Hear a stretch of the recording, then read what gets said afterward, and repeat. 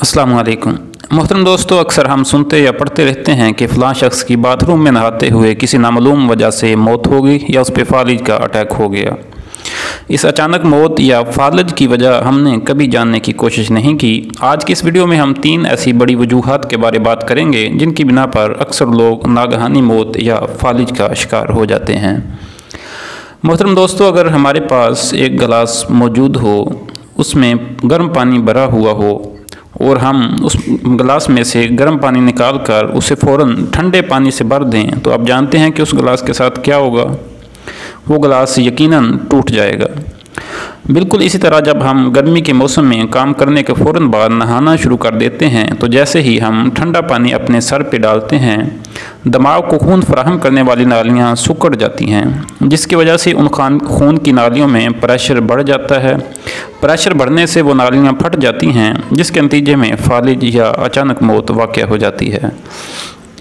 Bathroom में फालिज या अचानक मौत से बचने के लिए मेडिकल हमें कुछ हदायत देती है, जिनमें सबसे अहम बात यह है कि नहाते वक्त सबसे पहले सर पे पानी ना डालें, बल्कि पहले हाथ, पाँव, बाजू और टांगे वगैरह गीली की जाएं और आखिर में सर पे पानी डाला जाए। इससे हमारे जिस्म को अपना टेम्परेचर एडजस्ट करने में आसानी रहेगी। मोहतरम सामीन, अगर हम नहाने का इस्लामी तरीका देखें तो हमें हैरत और ख़ुशी से एक बड़ा झटका ज़रूर लगेगा, क्योंकि नहाने का जो तरीका आज की मेडिकल हमें बता रही है, यही तरीका आज से तकरीबन 1400 साल पहले हमारे आका करीम सल्लल्लाहु अलैहि वसल्लम हमें बता चुके हैं।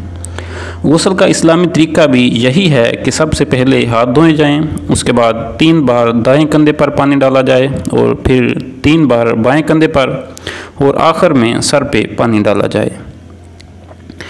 मोहतरम सामीन, दूसरी बड़ी वजह जो बाथरूम्स में फालिज या सडन डेथ यानी अचानक मौत का बायस बनती है, वो है बाथरूम्स में गीज़र का इस्तेमाल।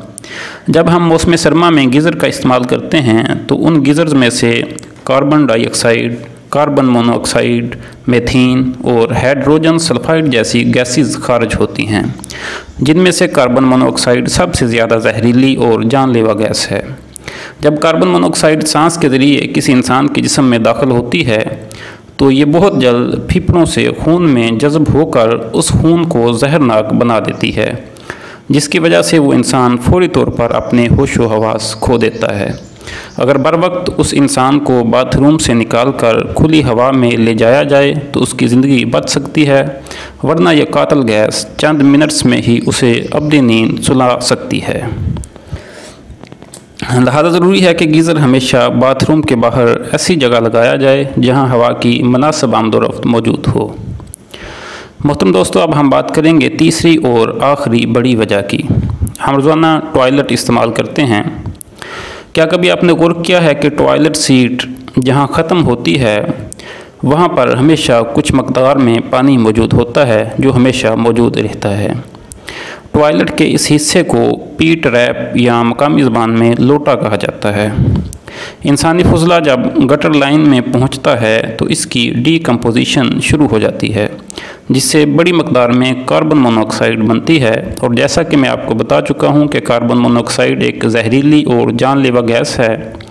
लिहाजा कार्बन मोनोऑक्साइड का टॉयलेट में अखराज रोकने के लिए हर टॉयलेट में पानी की एक तह रखी जाती है, ताकि ये पानी कार्बन मोनोऑक्साइड के आगे एक बैरियर का काम दे सके। लेकिन ऐसे बाथरूम्स जिनका पानी गटर लाइन में जा रहा है, अगर उस पाइप के मुंह पर ऐसा कोई बैरियर मतलब लोटा या पीट रैप मौजूद नहीं है तो कार्बन मोनोऑक्साइड गटर लाइन से उस बाथरूम तक पहुंच जाएगी, जिससे नहाने वाला फ़र्द मुतासर हो जाएगा और वो फालिज या सडन डेथ यानी अचानक मौत का शिकार हो सकता है। मोहतरम सामीन, ये थी आज की वीडियो। उम्मीद करता हूँ ये इन्फॉर्मेटिव वीडियो आपको बहुत पसंद आई होगी। ऐसी मज़ीद वीडियोस के लिए मेरा चैनल ज़रूर सब्सक्राइब करें और इस नहायत अहम वीडियो को अपने दोस्तों के साथ शेयर भी ज़रूर करें।